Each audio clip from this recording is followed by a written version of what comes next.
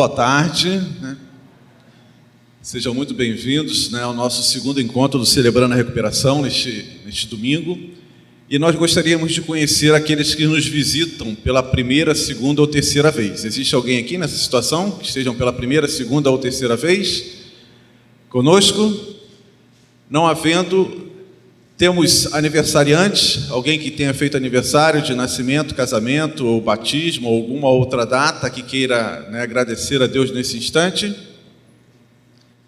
Não havendo também, nós vamos nos levantar e vamos cantar: vim para adorar-te. Esse é o nosso desejo, o desejo do nosso coração, estarmos aqui única e exclusivamente para adorarmos a Deus de todo o nosso coração, porque só Ele é merecedor da nossa adoração.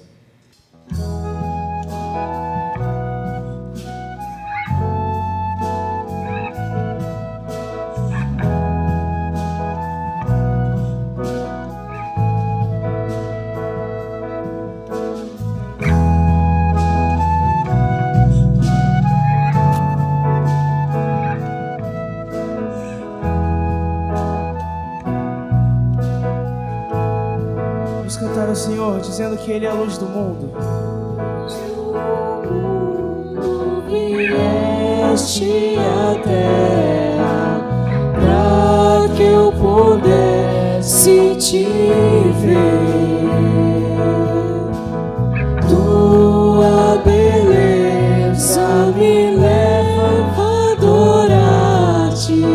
Quero contigo viver.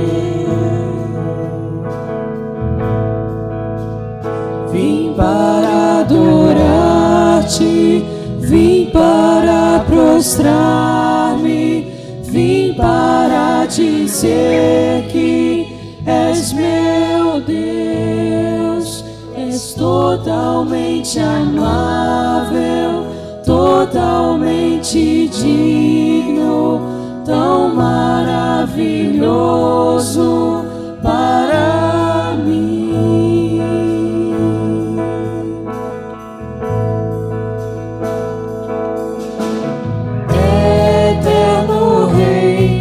Exaltado nas alturas, glorioso nos céus, humilde vieste à terra que criaste, por amor pobre se fez. Vim para adorar-te, vim para prostrar-me, vim para dizer que és meu Deus, és totalmente amável, totalmente digno, tão maravilhoso para mim.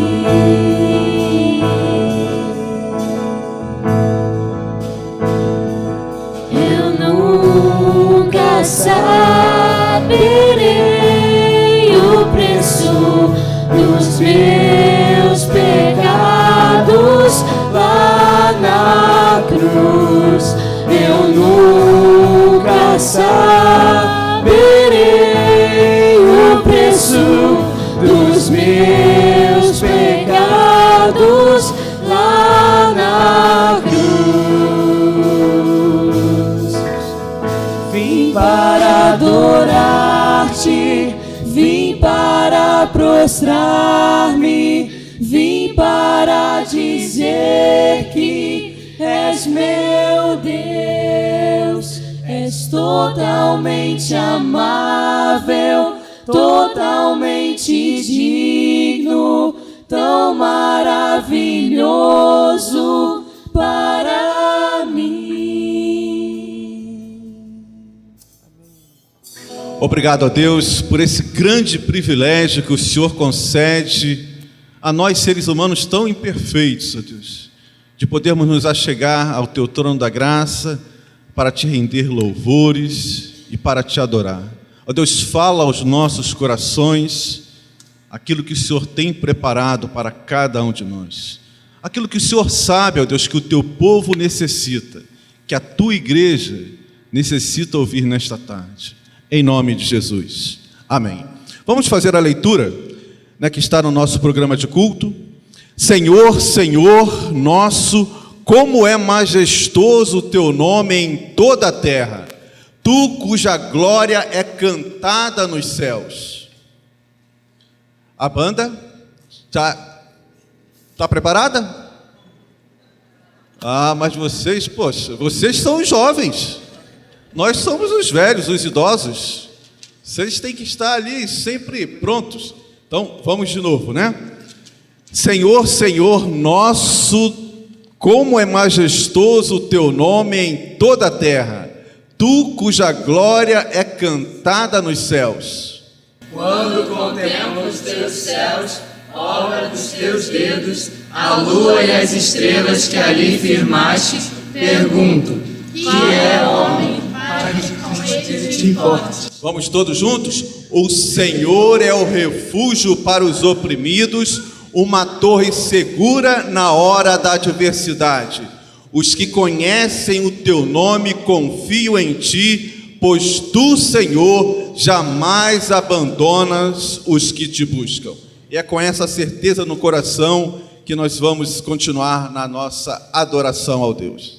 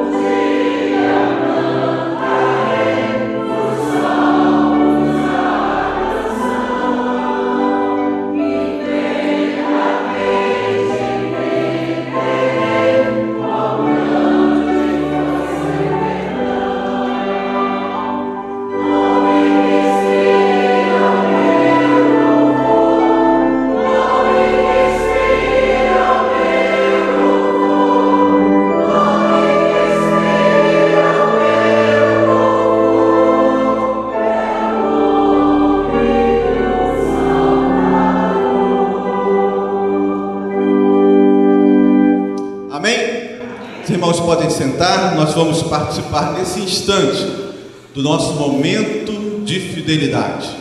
O que é isso? É a fidelidade de Deus para conosco, que nunca falta, e esse momento que o crente tem de grande privilégio na sua caminhada com Deus, de demonstrar a sua fidelidade através dos dízimos, das ofertas, da sua dependência total e completa de Deus. Essa semana todos nós ficamos ali na frente da televisão, alguns, nem todos, para ver a escalação dos 23 convocados do Filipão, para entrar em campo, para defender a nossa seleção aí na Copa do Mundo. E Deus está nos convocando, meus irmãos, a cada um de nós, para entrarmos em campo por amor a Cristo, pelas nações. É o tema da campanha de missões nacionais, que tem tudo a ver com esse momento que nós estamos aí. Nós perdemos tanto tempo, né? Nós investimos tanto tempo aí na frente da televisão para ver convocação, para ver jogos. E Deus está com esse chamado tremendo, né? Para cada um de nós. Porque as pessoas estão carecendo do amor de Deus. Estão carecendo de ouvir falar de Jesus, o Salvador, aquilo que nós acabamos de cantar aqui. E o Evangelho está sendo pregado, meus irmãos. O Evangelho está sendo pregado. E a Junta de Missões Mundiais, né, ela convoca a todos os batistas brasileiros, a todas as igrejas, para que estejam juntos neste mesmo pensamento, de levar o Evangelho a todo o mundo. Por isso nós estamos aí, né, nessa campanha, e se você ainda não fez a sua oferta para missões mundiais, ainda há tempo de você fazer, de você orar a Deus, colocar diante de Deus esse propósito, e Deus tocando no seu coração, você contribuir para que você participe também dessa empreitada de levar, de entrar em campo, de todos nós entrarmos em campo, seja indo ao campo, seja orando, seja contribuindo para que Cristo seja levado a todas as nações. A nossa igreja tem desenvolvido vários projetos. Nós temos um projeto de reforço escolar. Não sei se você já conhece o projeto de reforço escolar da nossa igreja. Quem não conhece, ou melhor, quem conhece o projeto de reforço escolar da nossa igreja, levante a mão. Uma grande maioria, né, conhece esse projeto. Meus irmãos, esse projeto tem sido um grande diferencial na nossa igreja. E na nossa comunidade, né, muitas pessoas, em torno de 30 crianças, né, segunda, quarta e sexta, estão aqui aprendendo matemática, português, inglês e várias outras matérias, porque a Igreja Batista Curuçá, os crentes, né, que constituem a Igreja Batista Curuçá, têm a visão que vai além dessas paredes, quer alcançar outras pessoas. E a gente proporciona a essas crianças, né, um estudo para que elas tenham um reforço, para que elas possam, né, ir bem lá nos seus colégios e adiante, e alcançar um futuro que, de repente, elas não alcançariam se nós não estivéssemos participando desse projeto. E, além do projeto de reforço escolar, nós distribuímos cestas, né, de alimentação mensalmente, aqui em torno de 1.500 toneladas mensais de alimento, nossa igreja distribui. Nós temos as portas da nossa igreja abertas praticamente de todo dia, com oficinas para várias senhoras que estão aqui aprendendo profissões, aprendendo várias artes, né, pintura. Eu passo ali e vejo sempre as pessoas ali, sempre aquele salão Allen com algum movimento. Isso tudo, né, é a Igreja Batista Curuçá, é você, né, sou eu, somos nós, né, com uma visão do reino de Deus. E isso tudo é possível em função da fidelidade do crente. As coisas acontecem, as coisas estão acontecendo. E isso tudo é proveniente dessa fidelidade de cada um de nós. Então nós vamos ouvir uma música instrumental, e se você veio preparado nesse instante para trazer o seu dízimo e trazer a sua oferta, você fique à vontade para se levantar e colocar aqui nessas salvas que nós vamos, né, que vão estar sendo seguradas aqui à frente.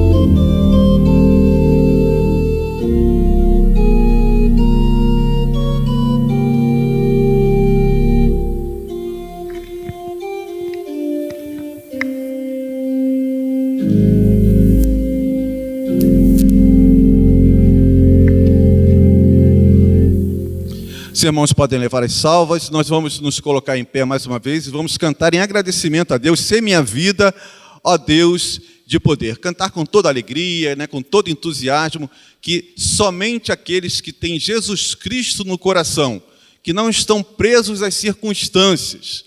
Porque às vezes as circunstâncias não nos dão, né, ânimo para adorar. Mas nós que cremos em Jesus Cristo não estamos presos nas circunstâncias. Nossos olhos estão fitos no autor e consumador da nossa fé.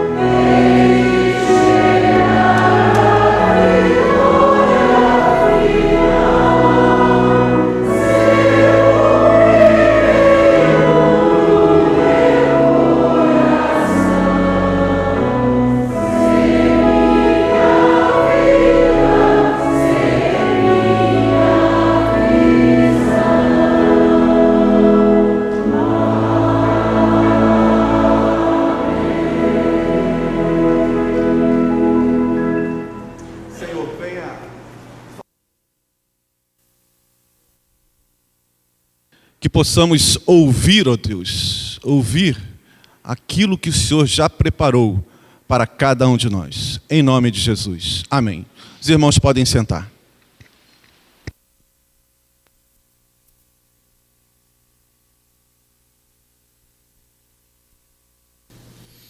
Obrigado, pastor Alcenir, todos que têm cooperado para que pudéssemos até esse momento prestar esse culto ao nosso Deus, e também sou grato a todos que têm orado por mim, para que esse conjunto de mensagens possa de fato representar para todos nós, para mim mesmo, uma oportunidade de permitir que Deus faça em nós aquelas transformações que Ele precisa fazer. Um dos nossos grandes desafios é, primeiro, a gente se compreender como a gente mesma é. Vai ser um dos temas de nossas mensagens. Fazer um auto-inventário. Talvez seja a parte mais difícil, a gente conseguir traçar um retrato de nós mesmos mais próximo da realidade. Outro desafio que nós temos é, tendo nós percebido, descoberto, encontrado algo a nosso respeito e decidido que não vai ser assim daqui para frente, como que a gente parte da teoria para a prática. Agora, de tardezinha, eu vi um trecho de um jogo de futebol. Corinthians e São Paulo. E observei um jogador, Luiz Fabiano. Entre as suas características está jogar sempre de cara amarrada. E sempre reclamando de tudo e de todos.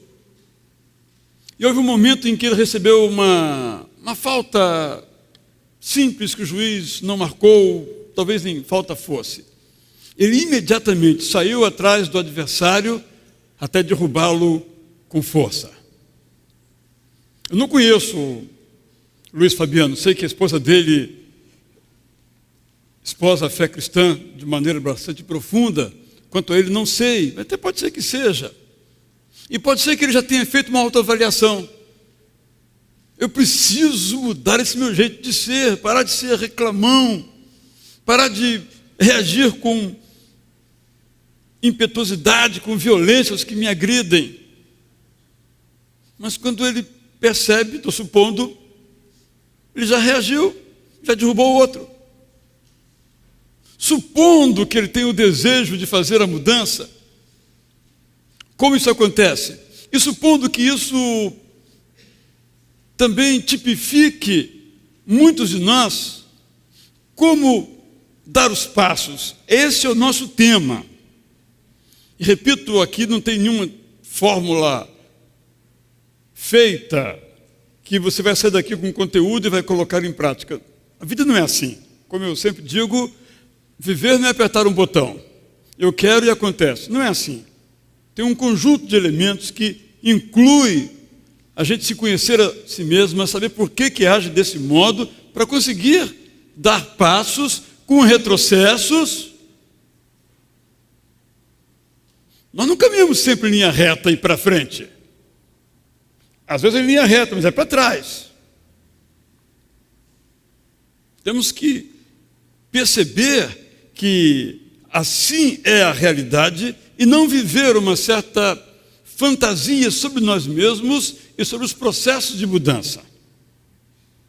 Por isso hoje eu quero falar de um princípio que faz de maneira, como todos os princípios, o encontro entre o espiritual, isto é, entre os recursos que Deus disponibiliza para nós, e o emocional, aquilo que nos cabe a partir dessa autocompreensão, dar os passos para seguirmos adiante. Jesus disse então nas bem-aventuranças: felizes são os que choram, pois serão consolados. Bem-aventurados os que choram de luto por terem perdido pessoas queridas, tragadas pela morte, que é sempre brutal e deixa um espaço vazio sem fim, levando algumas pessoas, inclusive as vivas, a irem morrendo aos poucos por causa da saudade.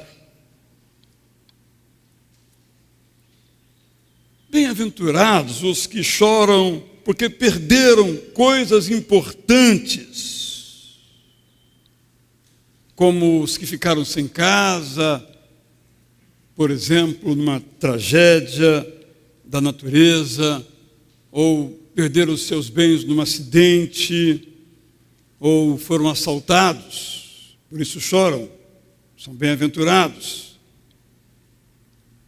Bem-aventurados são aqueles que choram por causa da dor que corta os seus corpos ou mentes, ou os corpos e mentes das pessoas a quem amam. Bem-aventurados os que choram porque não conseguem recuperar o encanto perdido pela vida. Bem-aventurados são os que choram por experimentarem a tragédia da rejeição, do esquecimento, da ingratidão ou do abuso.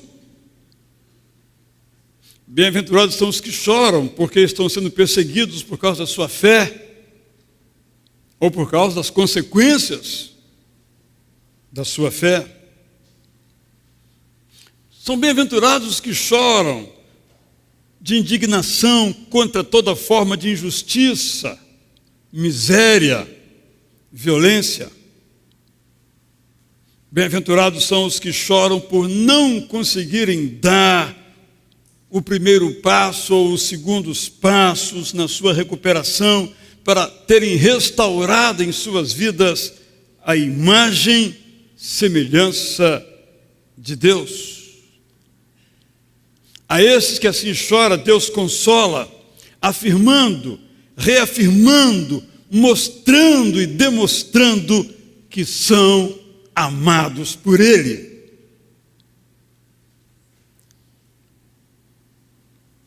Quanto a estes que assim choram, Deus se assenta com eles e chora com eles.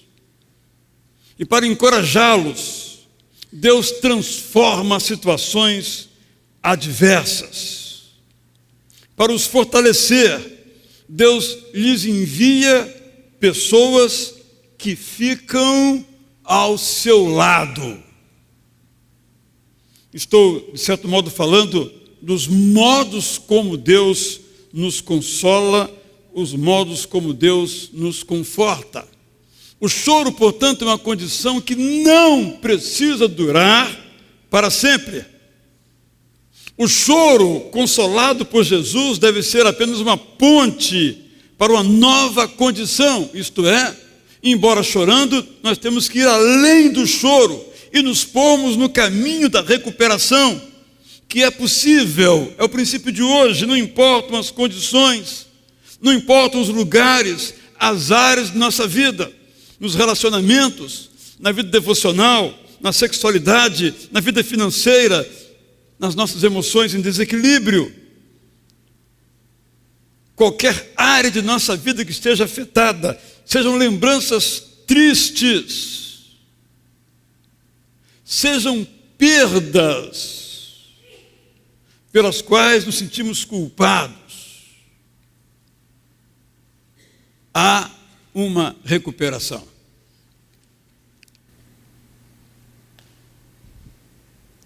Alguns aqui acompanharam um pouco a vida e a morte do pastor Manuel Xavier dos Santos Filho, da Igreja Batista Memorial, vizinha aqui nossa. E alguns puderam também travar conhecimento de como a Clenir, sua viúva, reagiu à morte, sobretudo no culto fúnebre. Foi um câncer devastador que a Clenir pôde demonstrar de modo prático, efetivo, todo o seu amor para com seu cônjuge, de modo exemplar. Eis que Xavier, então, seu corpo entra no santuário da Igreja Batista Memorial.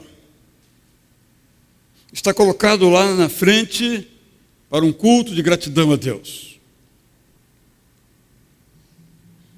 E a Clenir chega para aquele momento. Ela para, então, a entrada e estanca. Não consegue dar um passo. Até que alguém se aproxima dela, abraça-a e diz: você fez tudo o que podia fazer por ele. E aquela palavra curou-a. Ela então teve forças para ir até o corpo. Por que estou dizendo isto? Todas as vezes que nós perdemos uma pessoa em nossa família, seja um filho, seja um cônjuge, seja um pai, de algum modo nós puxamos para nós uma culpa. Mesmo que tenhamos agido de modo exemplar, nós achamos que poderíamos ter feito alguma coisa que talvez evitasse aquela morte ou talvez desse outros contornos àquela tragédia da nossa família. Por isso eu fiz essa comparação e contei a história da Clenir. Porque um dos problemas do luto, desse choro aqui mencionado, é exatamente o convívio da saudade com um sentimento de culpa. Nós temos uma imensa capacidade, infelizmente, nesse caso negativa, de assumir ou produzir culpas que nós não temos. Se eu tivesse educado o meu filho deste modo, hoje ele não seria A ou B. Se você fez o melhor que você pôde, não se sinta culpado. Agora, se não fez, sinta-se. Eu quero apenas dizer que há muitas responsabilidades que nós assumimos que não nos pertencem, que são falsas na verdade, porque nós fizemos tudo o que podíamos fazer, mas nós não temos o controle das coisas, ou da vida, ou das escolhas dos nossos filhos. Quando eu digo isso, eu sempre afirmo que isso não nos exime de fazer o melhor, mas se fizemos o melhor, podemos chorar, mas não juntos associar a esse choro uma culpa que nós não temos. Esse livramento nos ajuda a nos colocar então no caminho da recuperação. Em nosso primeiro encontro, nós falamos do princípio da realidade ou o princípio da impotência. Reconheço que não sou Deus. Admito que sou impotente para controlar minha tendência de fazer as coisas erradas. Admito que a minha vida está fora de controle. Há muitas pessoas cujo dinheiro as controlam, seja no gastar, ou seja no ambicionar ter cada vez mais.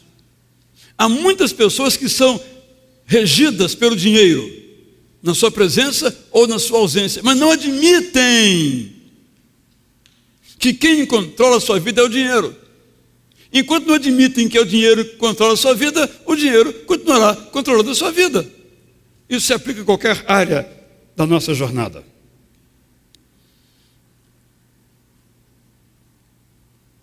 Por isso, estou resumindo nosso último encontro. Pare de negar que a sua vida está afetada por um sério problema. Pode ser um descontrole emocional, uma compulsão pela comida, pelo consumo, pela maledicência ou qualquer outra coisa. Confesse que a sua vida está fora de controle. Não há problema nenhum em ter a vida fora de controle, o problema é continuar com ela fora de controle. Admita a sua incapacidade, a sua impotência de sair sozinho. Como eu disse, há situações que nós decidimos sairmos sozinhos. Mas quando nós perdemos o controle, dificilmente nós conseguimos sair sozinhos. Quem aqui já atolou um carro sabe o que eu estou dizendo. Você dirige o carro e o carro numa areia ou num lamaçal, começa a roda a girar, mas não sai do lugar. Aí você sai do carro, olha assim e diz, isso aqui é muito fácil. E tenta empurrar o carro, você sozinho. Enquanto não aparece alguém, fala assim, entra lá. Os 2, 3, empurra o carro, acelera, aí você sai. Quem já não experimentou isso? Eu algumas vezes. A mesma coisa na nossa vida. Quarto, reconheça que você não é Deus. Por que dizer isso? Mas qual foi o pecado de Adão e Eva? Acharem que era Deus, que eram Deus, né? Se você comer do fruto, vai ser igual a ele. Opa! Reconheça a existência de Deus. Aceite que você é amado por Deus. Peça ajuda a Ele. Então nos colocamos aptos para considerar o segundo princípio que está relacionado, então, à bem-aventurança do choro. Eu acredito de todo o coração que Deus existe. Eu acho que aqui todo mundo assina embaixo que Ele se importa comigo.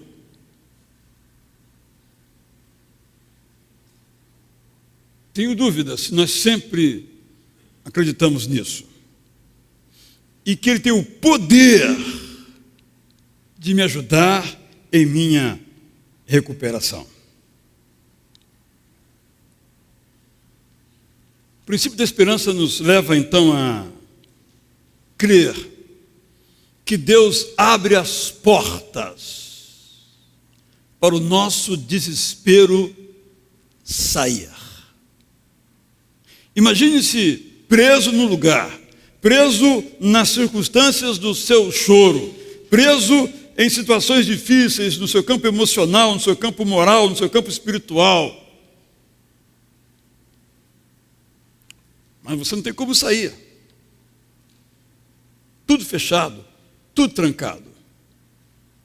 Creia que Deus vai abrir as portas para o seu desespero sair. Você fica em casa, mas o desespero vai embora. Então, quero sugerir alguns passos, aparentemente simples. Mas como eu sempre digo, nós erramos nas coisas simples. Quem bate com um carro, raramente bate com um carro porque cometeu um erro muito complexo. Cometeu um erro simples. Ultrapassou pela direita, que é a coisa mais simples. Quando você vem de algum lugar que está engarrafado, numa estrada, é muito comum as pessoas virem pelo acostamento. Porque elas não vão encontrar um guarda lá na frente. Ou quando elas chegarem na frente e quiserem voltar, vão deixar ela voltar. São esses erros simples que a gente comete. Nós só cometemos erros simples, de consequências muitas vezes complexas. Alguns passos muito simples.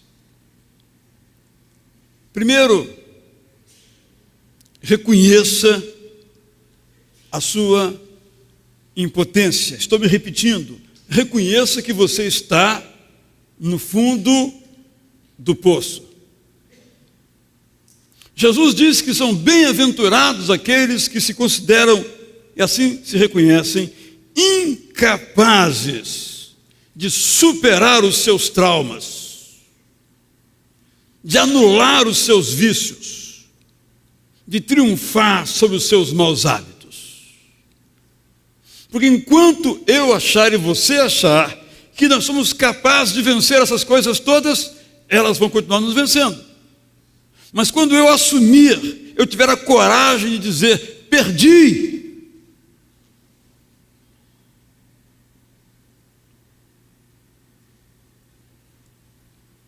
Choram aqueles que sabem que são, portanto,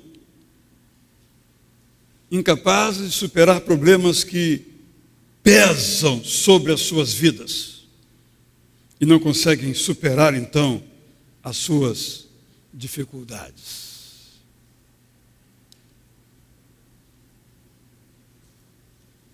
Quantas pessoas você já tentou ajudar?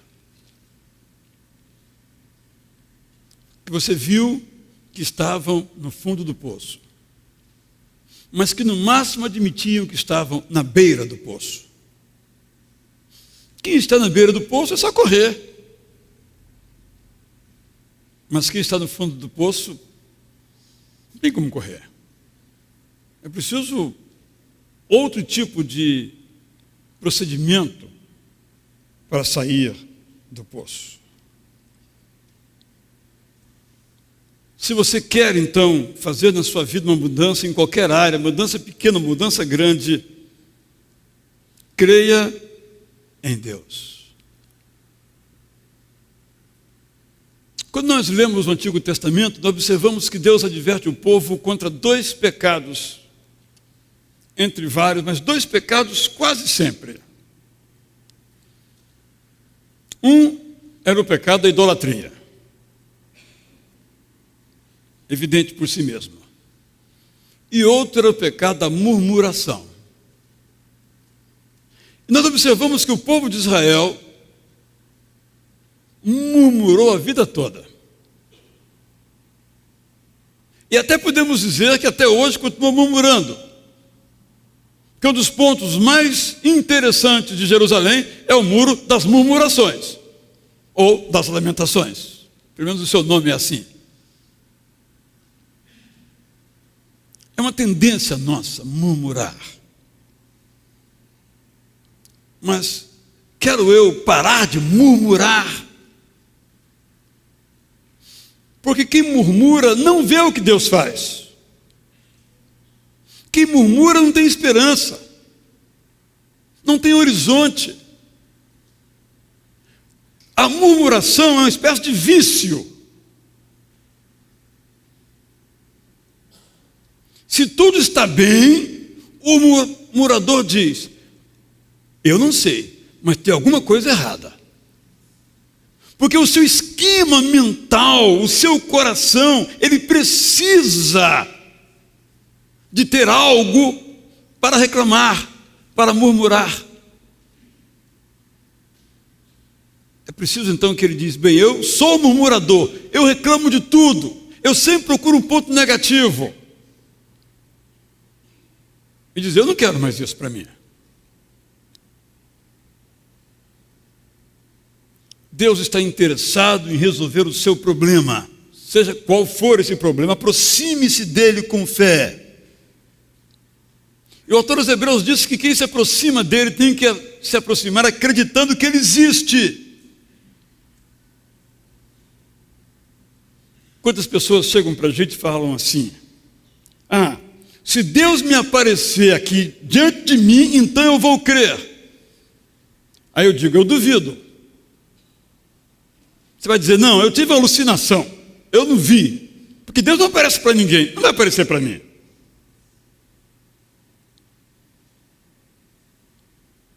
Porque é algo para que aconteça em nós a mudança que depende que nós nos aproximemos de Deus, que é invisível, olhando para Jesus como aquele capaz de fazer por nós tudo aquilo que nós não conseguimos fazer, realizar por nós mesmos. Com a ajuda de Deus, você pode alcançar a saúde. Sendo abençoado, sobretudo, com um novo modo de pensar. Se eu pudesse definir o que é conversão no sentido bíblico evangélico, definiria apenas isto: converter-me a Jesus Cristo é ter um novo modo de pensar.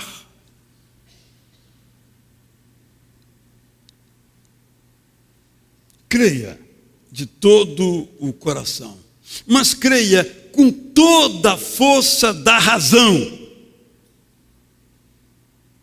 sabendo, como diz Paulo aos Romanos, desde a criação do mundo, os atributos invisíveis de Deus, seu eterno poder e sua natureza divina, têm sido vistos claramente, sendo compreendidos por meio dessas coisas criadas, de forma que tais homens são indesculpáveis. Creia que Deus criou o mundo, Deus criou você, e se alguma coisa na sua vida está fora de controle, saiba que nada, nem essa coisa está fora do controle de Deus. Ele me fez e fez você para um propósito, e não me fez e lhe fez para sermos dominados por traumas, feridas emocionais, maus hábitos ou vícios. Essas coisas não nos podem dominar. Primeiro, portanto, reconheça a sua impotência e, ao mesmo tempo, creia no poder, na potência de Deus. Segundo, creia que há um caminho novo possível.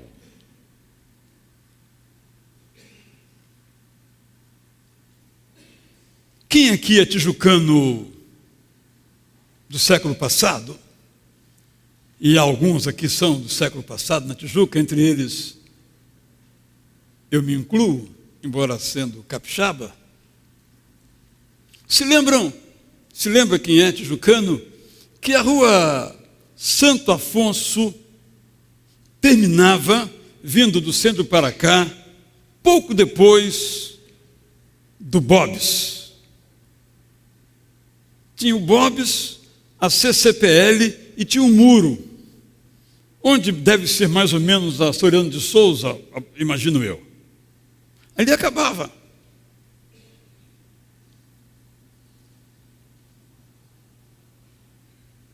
Então, quem vinha pela Santo Afonso, direção para cá, chegava ali, parava. Tinha que dar a volta, tomar a General Roca, pegar de novo a Conde Bonfim e prosseguir. Eu nem sei se já existia a Rua Antônio Basílio recomeçando ali. Eu não sei. Eu, menino, não sei disso. Eu sei que tinha um beco sem saída no final da Rua Santo Afonso. E os neotijucanos sabem que esse beco não existe.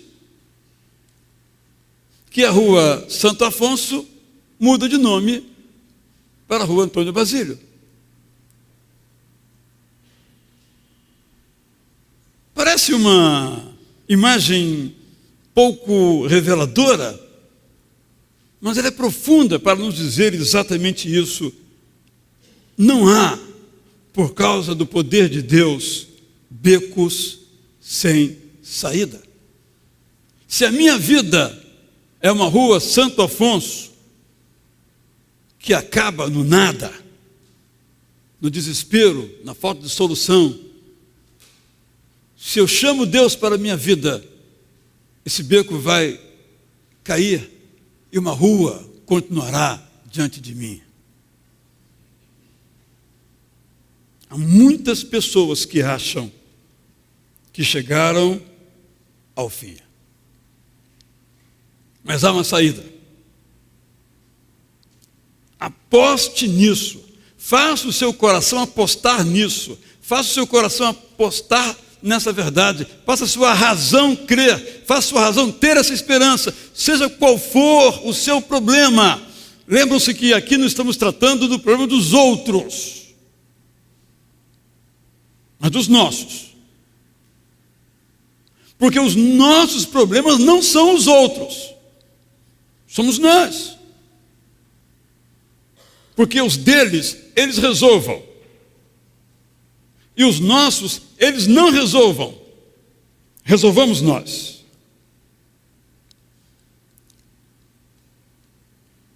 Você não tem poder de mudar, por mais que deseje. Mas Deus tem. Deus abre, diz o autor dos Hebreus, um novo e vivo caminho para todo aquele que deseja a sua recuperação. Não sei por que algumas pessoas escondem os seus problemas. E quando nós lemos os Salmos, nós ficamos, às vezes, até chocados com homens sobre quem a Bíblia diz que eram pessoas segundo o coração de Deus, pensaram o que pensavam. Mas eles não escondiam os seus medos, seus rancores. Senhor, bata com ele nas pedras. Elimina, acorda, Senhor, elimina os meus adversários. Por que está na Bíblia? Apenas um documento histórico? Não para nos falar de pessoas que não escondem os seus problemas. Há pessoas que estão cambaleando e fedendo a cachaça, ou alguma coisa mais sofisticada, mas que dizem que hoje eu não bebi nada.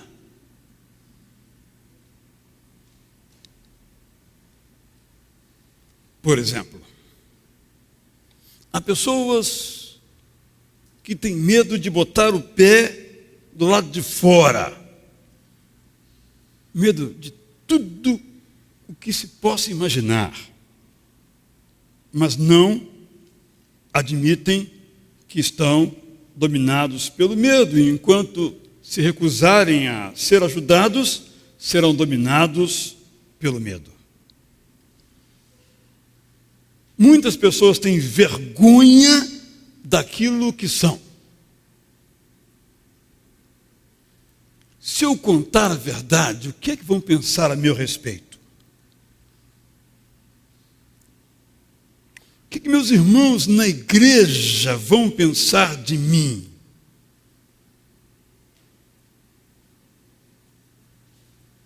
Aliás, é bom a gente pensar que, por mais que nós escondamos, as pessoas sempre pensam de nós, bem ou mal. Nós somos nós e aquilo que diz a nosso respeito.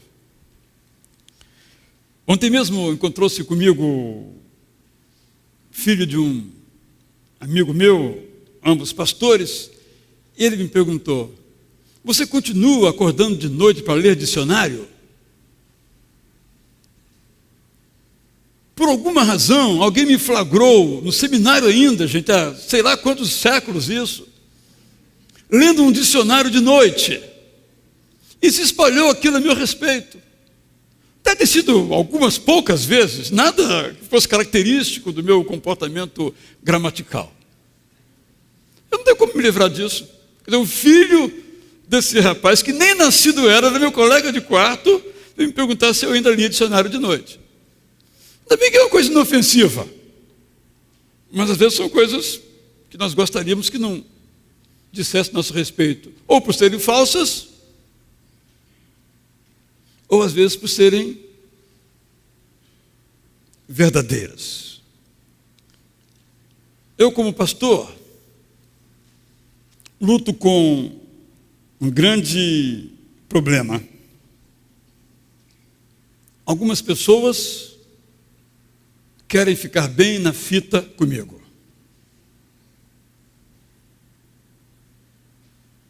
E algumas às vezes me procuram e dizem assim: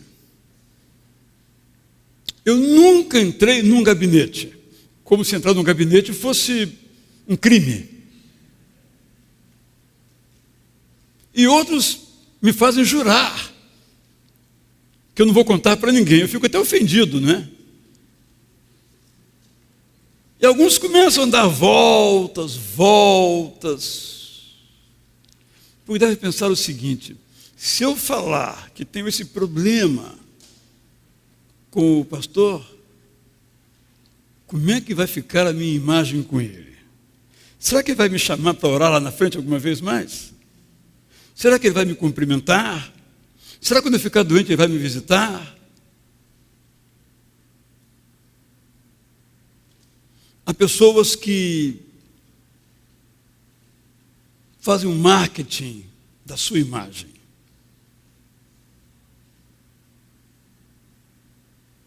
E algumas vezes, algumas me procuram e dizem assim: eu não sou nada disso que pensam a meu respeito.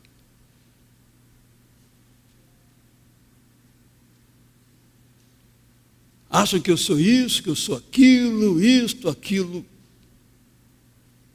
Mas nada disso é verdade. Eu sei quem eu sou. Um dos atos de coragem que há muitos anos uma pessoa aqui da igreja, um senhor, me procurou e disse o seguinte: eu tenho um grande problema. Quando eu entro no lugar, as mulheres se arrumam, porque o meu olhar as torna nuas diante de mim. É assim que elas se sentem. Como é que eu faço para me livrar desses olhares tão maus?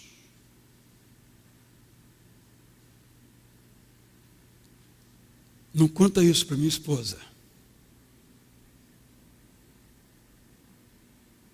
É evidente, a menor chance disso acontecer. Embora ela tentasse saber. Eu achei esse homem admirável. Um dia ele me chamou para ir à casa dele tomar um cafezinho.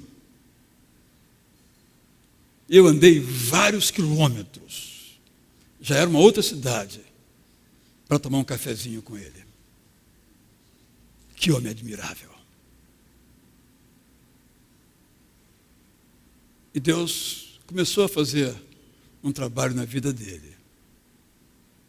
Quando ele admitiu que estava no fundo do poço e procurou ajuda em alguém em que ele confiava, ao mesmo tempo em alguém que seria o último que ele queria que soubesse que ele tinha aquele problema.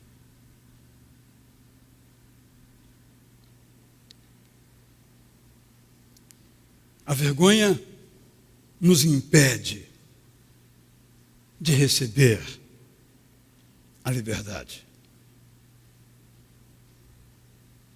Vivemos administrando a nossa imagem. E essa administração de nossa imagem nos mata.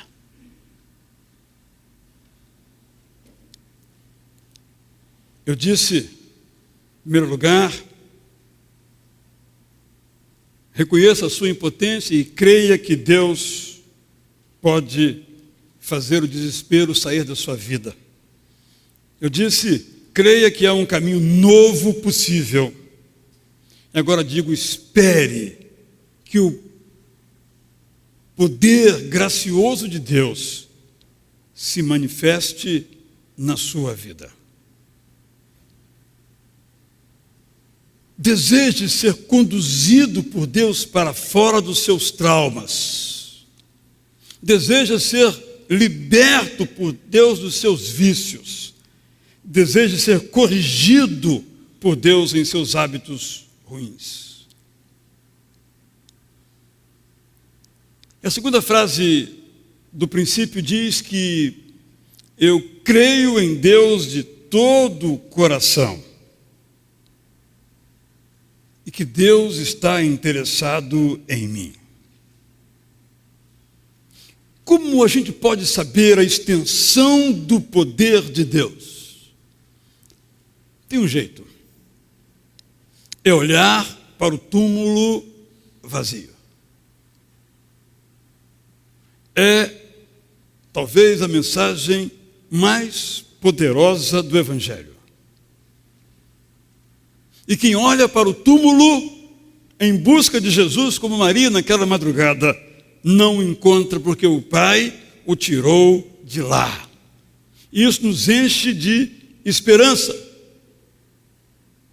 O mesmo Deus que pôde, diz Paulo, ressuscitar Jesus dos mortos, podemos então dizer, nos pode ressuscitar num relacionamento morto, pode ressuscitar uma pessoa que está doente e dar-lhe saúde, pode libertar você de um vício, ajudar você a fechar a porta do seu passado de tal maneira que aquelas memórias parem de fustigar o seu presente.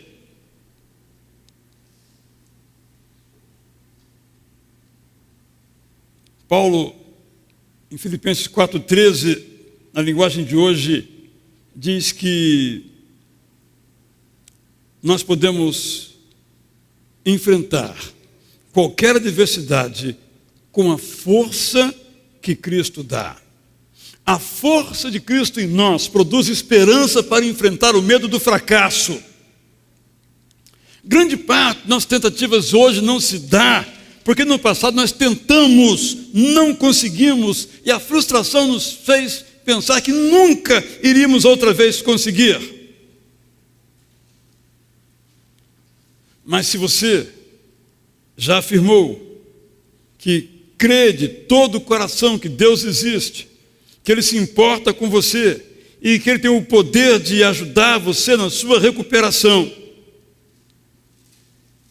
sabe então que Ele vai operando conjuntamente com você, dar-lhe a vitória, passo a passo. Por isso é muito importante que nós tenhamos expectativas realistas a nosso respeito. Nós gostamos muito de nos comparar. Se fulano correu a maratona, eu também posso correr. Não é verdade. Talvez você não possa correr a maratona, mas possa correr 10 quilômetros. E talvez 10 quilômetros sejam muito mais quilômetros dos 42 de uma maratona. Porque o outro estava naquele momento, e você está aqui agora, nesse momento, e para você 10 quilômetros são uma imensidão de caminho. Não pense que você deseje mudar, hoje a mudança acontece amanhã. Por isso eu estou dizendo, tenha expectativas realistas. Sabendo que você foi feito à imagem e semelhança de Deus, para ser igual a Deus, semelhante a Ele em Jesus Cristo. Mas isso é um processo.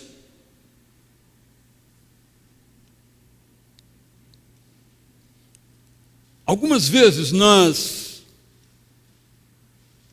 temos um sonho de fazer em nossas vidas uma mudança, seja qual for essa transformação. Mas, talvez cheios de alguma arrogância ainda, alguma prepotência ainda, achamos que podemos pular a vala e caímos nela. Quando chove aqui na Tijuca, quase sempre a Rua Andrade Neves se encontra com a Rua Andrade Neves em largas poças. E quantas vezes eu vinha para a igreja olhando do lado de lá para cá e dizendo, aquela poça eu não consigo atravessar, mas aquela eu consigo. Olhava os carros e algumas vezes eu caí dentro da poça. Cheguei com os pés encharcados de água. Calculei mal e me dei mal. Claro, sem grandes consequências. Mas algumas vezes eu vi que eu não podia atravessar. A poça era muito larga. Eu continuava, atravessava a praça, ia para o outro lado, dava uma volta grande, mas eu chegava com os pés mais ou menos secos, não com os pés enlameados. Porque eu fiz uma avaliação realista de mim mesmo. Se eu não podia pular, se eu tinha que dar uma volta, que eu desse a volta, que o importante era que eu chegasse.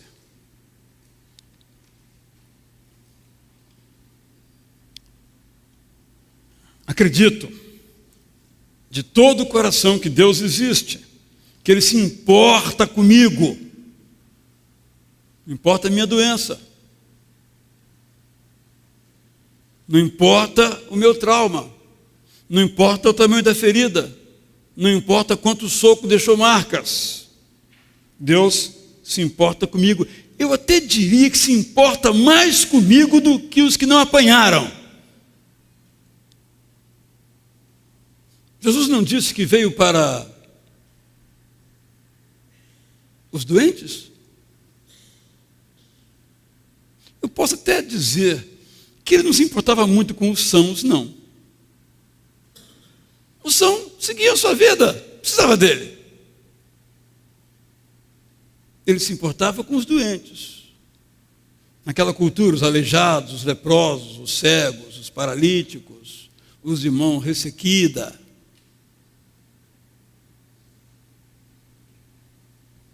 Se é assim que nos sentimos, metaforicamente falando, é para nós que Ele veio.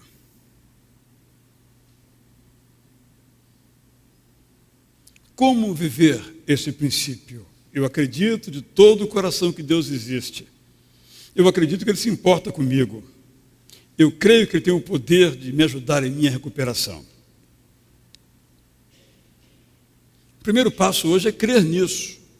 Mas não crer porque você canta isso todo domingo, ou porque você aprendeu isso desde que você era criancinha. Mas você crê de todo o coração. Isso é para mim. Isso é para crente. É para diácono. É para pastor. É para cameraman. É para todo mundo. 50 anos de igreja, 80 anos de igreja, ou um mês, ou um dia, é para todos. Temos que dar o primeiro passo. O primeiro passo é crer assim.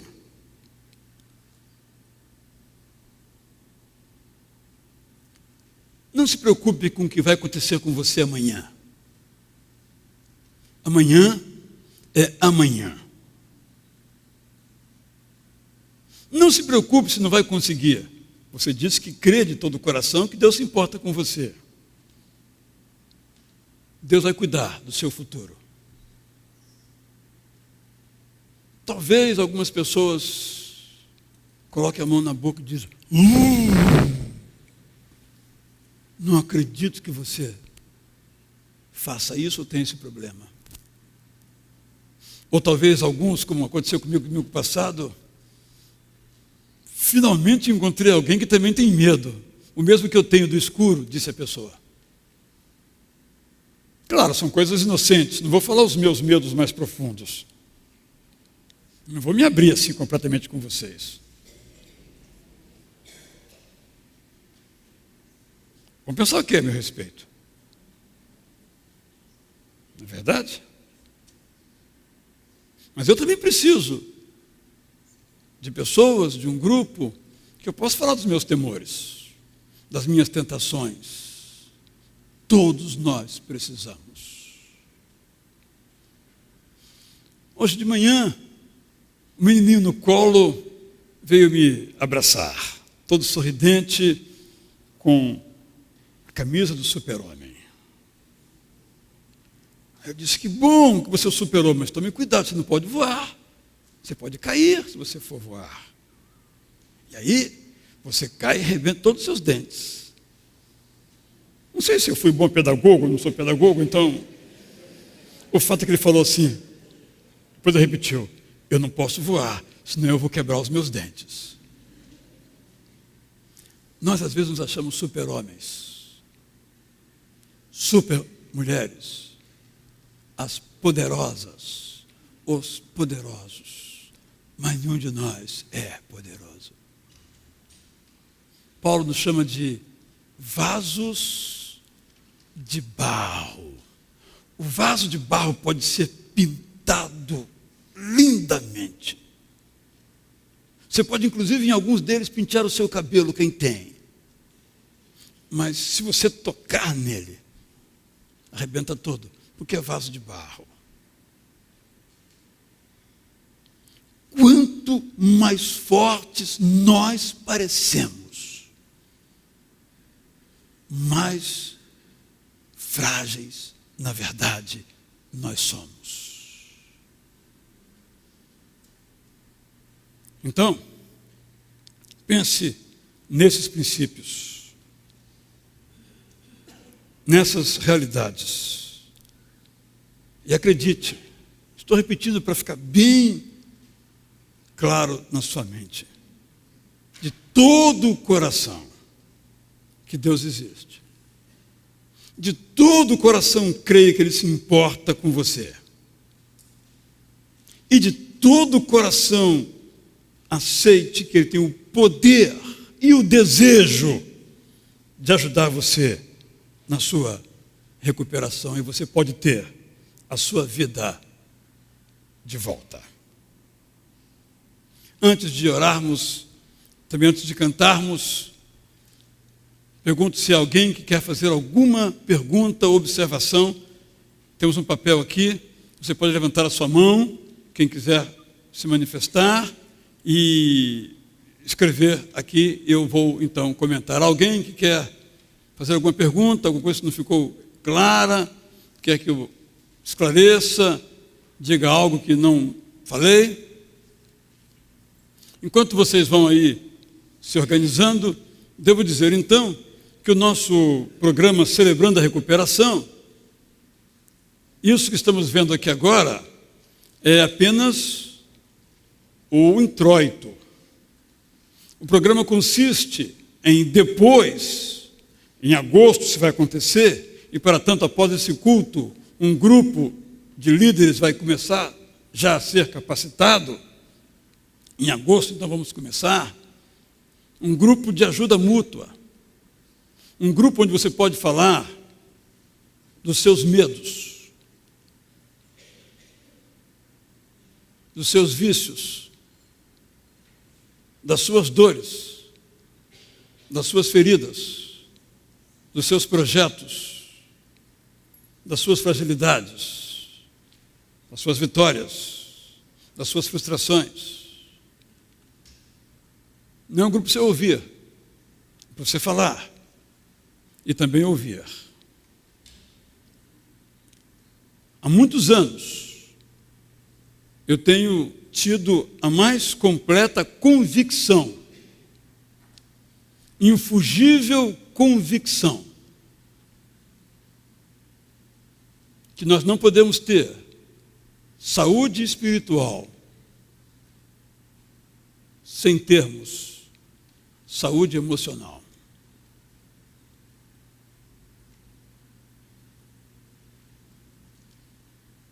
Infelizmente, muitos de nós estão doentes.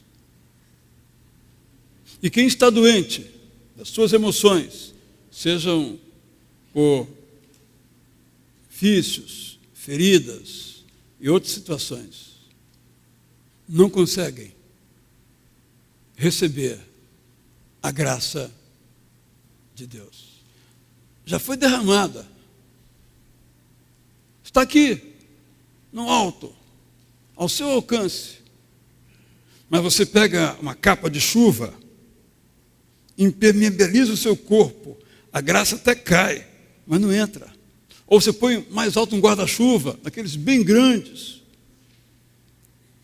e a graça pinga, mas só ali, só ali, só ali. Não pinga aqui, ó. Que a sua doença não deixa, o seu trauma não deixa, o seu vício não deixa. A pancada que você recebeu lá atrás não deixa. É mágoa que está comendo o seu coração por dentro. Isso nos impede de fruir essa maravilhosa graça que sempre cantamos de Deus para conosco. Eu me alegro pela sua coragem de admitir que está cansado e quer ser um homem, uma mulher livre.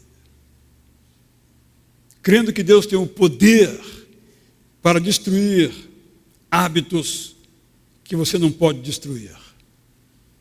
Que Deus tem o poder para fazer as coisas que são certas, mas que você não consegue fazer. Que Deus tem poder para apagar da sua memória as lembranças desagradáveis. Que Deus tem poder para você ser uma pessoa que ame o seu próximo, mesmo aquele que o feriu, em lugar de construir muros de separação. Você deseja que Deus coloque em operação o poder que leve você a abraçar o tipo de vida para a qual Jesus morreu. Senhor, eu preciso ser alimentado pela esperança que vem de Ti.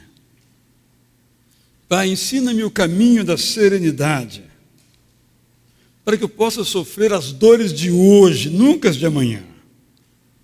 Senhor, dá minha vida de volta. Vamos cantar agora, então. Tantas lutas, tantas dores, que eu pareço estar no deserto. Mas, Senhor, eu te entrego os meus tremor, e sei que em Ti eu posso confiar. E como diz o autor de Lamentações, eu quero trazer à memória aquilo que me traz esperança. Como é bom pertencer a um Deus de amor. Enquanto nós cantamos assentados como uma oração, se você tem esse desejo de exercitar esse princípio na sua vida, o princípio da esperança, de crer que Deus realmente se importa com você de modo efetivo, concreto, prático, e quer que Ele então faça na sua vida o que Ele precisa fazer, para você ser aquilo que Ele quer e possa fruir a vida em sua abundância. Eu convido você a vir aqui e vamos então orar por você. Como eu disse, eu não estou interessado em quantidade. Não quero que todos venham aqui. Eu nem oro, nem sei quantos vêm. O que eu estou interessado é que, se você quer dar esse passo, que você dê o passo. Marque esse passo. Este é o passo importante. Vamos então cantar.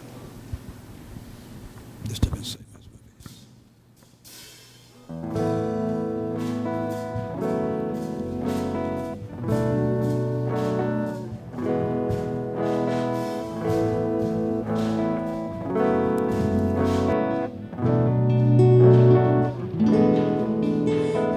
Lutas, tantas dores num deserto, pareço estar, mas te entrego os meus temores. Sei que em Ti, Senhor, posso confiar.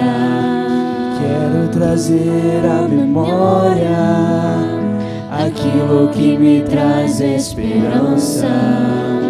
Quero trazer à memória aquilo que me traz esperança.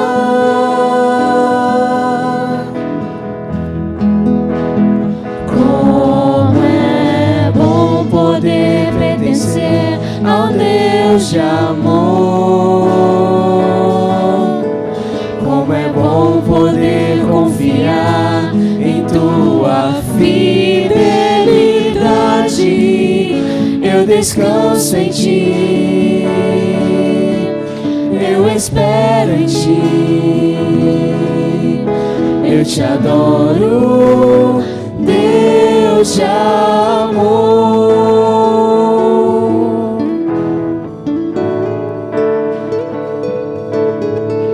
Tantas lutas, tantas dores num deserto, pareço estar, mas Te entrego os meus temores.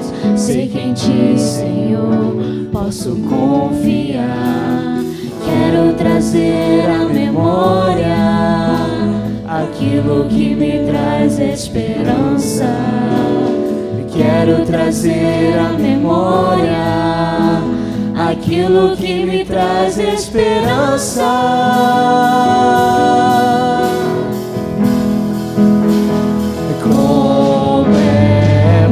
Poder pertencer ao Deus de amor. Como é bom poder confiar em Tua fidelidade. Eu descanso em Ti, eu espero em Ti, eu Te adoro, Deus de amor.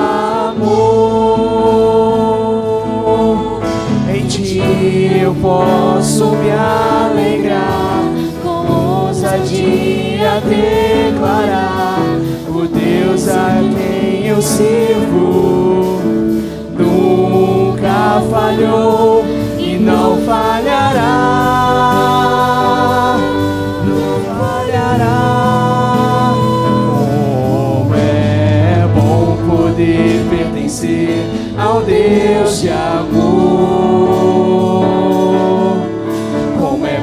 Poder confiar em Tua fidelidade. descanso em ti, eu descanso em ti, eu espero em ti, eu te adoro, Deus de amor, eu te adoro, Deus de amor, eu te adoro, Deus de amor. Senhor, nós te adoramos e reconhecemos que o teu amor é demais. Perfeito nos fizeste, imperfeitos nos tornamos. Mas o Senhor continua interessado em nós. Ao longo da vida, fomos sendo rejeitados, feridos, esbofeteados, enganados, e acabamos desenvolvendo práticas que nos impedem de afirmar em nossas próprias vidas a beleza da tua graça. E o que fazes? Nos dás a mão. Queremos a tua mão para nos levares aonde quer que nós cheguemos. Queremos a tua mão para nos impulsionar para lugares mais elevados, que são os lugares que queres que ali estejamos. Apesar de nós, tu fazes de nós o que queres que nós sejamos. Aqui estamos, Senhor, para dar os passos que quiseres. Nossa caminhada para recuperar a nossa vida, a nossa alegria de viver. Abençoa, Senhor, a cada um de nós. Abençoa os que ainda choram. Abençoa os que têm medo. Abençoa os que têm vergonha. Abençoa os que ainda não perceberam que estão no fundo do poço. Senhor, abençoa aqueles que podem ajudar, aqueles que podem amparar, aqueles que podem aconselhar, aqueles que podem mentorear, para que tenham vontade de dar um pouco de si para abençoar os outros. Eis-nos aqui, Senhor, em busca da plenitude da tua graça. Abençoa-nos, te rogamos, em nome de Jesus. Assim, meus irmãos e minhas irmãs, todos podem se assentar, voltar para os seus lugares. Nós chegamos ao final de nosso encontro.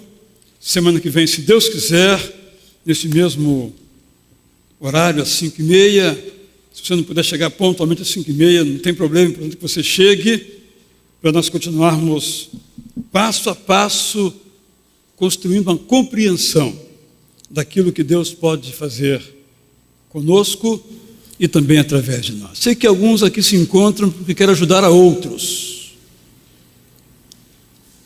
Mas mesmo aqueles que ajudam os outros, em casa ou fora de casa, podem ser ainda melhores, ainda mais livres. Que para tanto Deus abençoe a cada um de nós.